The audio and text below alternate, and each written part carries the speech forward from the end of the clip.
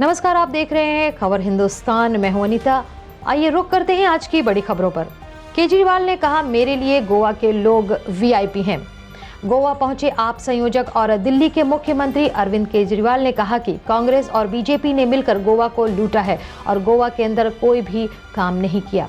इन पार्टियों को अगर आप 5 साल दे देंगे तो भी ये कोई काम नहीं करेंगे, सिर्फ लूटेंगे। गोवा की मौजूदा हालात के लिए ये सभी पार्टियां जिम्मेदार हैं। उन्होंने कहा कि हमारे लिए गोवा के लोग वीआईपी हैं। मतदान की तारीखों में फेरबदल। चुनाव आयोग ने कल गुरुवार को मणिपुर में 2 चरणों में होने वाले विधानसभा चुनाव की तारीखों में फेरबदल किया तथा अब वहां 28 फरवरी और 5 मार्च को मतदान होगा। सूत्रों ने कहा कि चुनाव की तारीखों के पुनर्निर्धारण के कारणों में से एक कुछ ईसाई संगठनों द्वारा रविवार को चुनाव नहीं कराने की मांग थी। पहले चरण के मतदान के लिए पहले घोषित तिथि 27 फरवरी को रविवार पड़ रहा है, जब ईसाई चर्च में प्रार्थना करने जाते हैं। इससे पहले 27 फरवरी और 3 मार्च को मतदान होना था।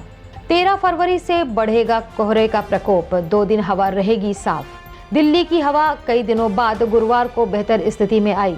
वहीं आने वाले 2 दिन भी वायु गुणवत्ता सूचकांक संतोषजनक स्थिति में रहेगा। मौसम विभाग के मुताबिक 11 फरवरी अधिकतम तापमान 22 डिग्री सेल्सियस और न्यूनतम तापमान 11 डिग्री सेल्सियस रहेगा। 11 और 12 फरवरी को वायु गुणवत्ता सूचकांक संतोषजनक रहने के आसार हैं। इसके बाद 13 फरवरी से हवा की फिर गति तेज होगी, जिससे फिर मौसम खराब होने की स्थिति में आ जाएगा। देश के कई हिस्सों में डाउन हुआ एयरटेल का नेटवर्क। आज देश भर में एयरटेल के यूजर्स को कई तरह की समस्याओं का सामना करना पड़ रहा है। एयरटेल के ब्रॉडबैंड और मोबाइल धारकों ने शुक्रवार को सोशल मीडिया पर नेटवर्क डाउन होने की शिकायत की। नेटवर्क डाउन होने की वजह से एयरटेल के फाइबर इंटरनेट सेवाओं के साथ मोबाइल इंटरनेट की सेवाओं पर भी बुरा असर पड़ा। कंपनी ने बताया है कि एयरटेल के नेटवर्क के साथ हुई गड़बड़ी को ठीक कर लिया गया है और अब सभी सेवाएं सामान्य रूप से काम कर रही हैं। मल्लिकार्जुन खड़गे ने पीएम पर लगाए आरोप, कहा मोदी ने संसद में नहीं दिए सवालों के जवाब। राज्यसभा में विपक्ष के नेता मल्लिकार्जुन ने आगे कहा, प्रधानमंत्री मोदी ने संसद का समय बर्बाद किया है। उन्होंने कहा, हमने प्रधानमंत्री को अपने मुद्दे बताए, मुद्दों को किस तरह से सुलझाएंगे इसके बारे में जवाब देने की बजाय उन्होंने मुद्दों पर से चर्चा को भटकाने की कोशिश की। उन्होंने देश के किसी भी मुद्दे पर बात नहीं की, सिर्फ कांग्रेस को गालियां दी। इससे पहले बुधवार को खड़गे ने कहा था, प्रधानमंत्री मोदी संसद में केवल कांग्रेस पर हमला कर रहे हैं और पार्टी द्वारा उठाए गए सवालों के जवाब देने से बचते नजर आ रहे हैं। सिद्धू की बेटी बोली, ईमानदार बंदे को कोई नहीं रोक सकता। पंजाब चुनाव को लेकर कांग्रेस प्रदेश अध्यक्ष नवजोत सिंह सिद्धू को उनके परिवार का पूरा सपोर्ट मिल रहा है। सिद्धू की बेटी राबिया का पंजाब में अन्य दलों पर लगातार हमला जारी है। अब विपक्षी दलों पर हमला करते हुए राबिया ने कहा, हाईकमान की मजबूरियां रही होंगी, लेकिन ईमानदार बंदे को कोई रोक नहीं सकता, बेईमान को रुकना ही पड़ता है। अखिलेश ने कहा, जीप से किसानों को कुचलने वाला बाहर है, बकरी भैंस चोरी करने का आरोपी जेल में।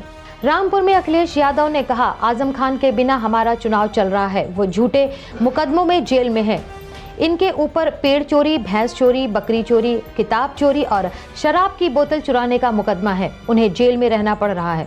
जिनको सबने वीडियो में जीप से कुचलते हुए देखा, वो आज जेल से बाहर हैं। यही भाजपा का न्यू इंडिया है। 20 फरवरी को लखीमपुर में रैली को संबोधित करेंगे प्रधानमंत्री नरेंद्र मोदी।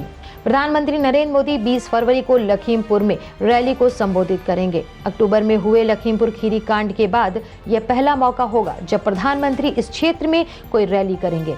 लखीमपुर कांड के आरोपी केंद्रीय गृह राज्य मंत्री अजय मिश्रा टेनी के पुत्र आशीष मिश्रा को जमानत मिल गई है। इसके पहले प्रधानमंत्री मोदी 16 फरवरी को सीतापुर में रैली कर भाजपा के पक्ष में माहौल बनाएंगे।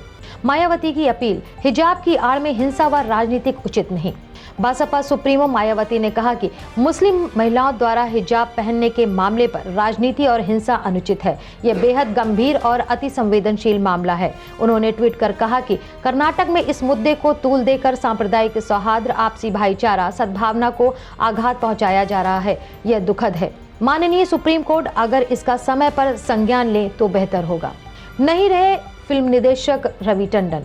आगरा में जन्मे और अमिताभ बच्चन को लेकर मजबूर और खुद्दार जैसी हिट फिल्में बनाने वाले निर्देशक रवि टंडन का शुक्रवार तड़के मुंबई में निधन हो गया। उनकी शुरुआती फिल्मों में अनहोनी और खेल खेल में शामिल है। संजीव कुमार के करीबी मित्रों में शामिल रहे रवि टंडन ने फिल्म निर्देशक R.K. नैयर के सहायक के रूप में काम शुरू किया। अभिनेत्री रवीना टंडन उनकी बेटी हैं। रवीना टंडन ने अपने पिता की तस्वीरें साझा करते हुए सोशल मीडिया पर एक भावुक पोस्ट भी लिखी। फिल्म जगत के तमाम लोग उनकी इस पोस्ट पर श्रद्धांजलि दे रहे हैं। तो ये थी अब तक की खबरें। आगे अपडेट रहने के लिए हमारे साथ बने रहिए खबर हिंदुस्तान पर।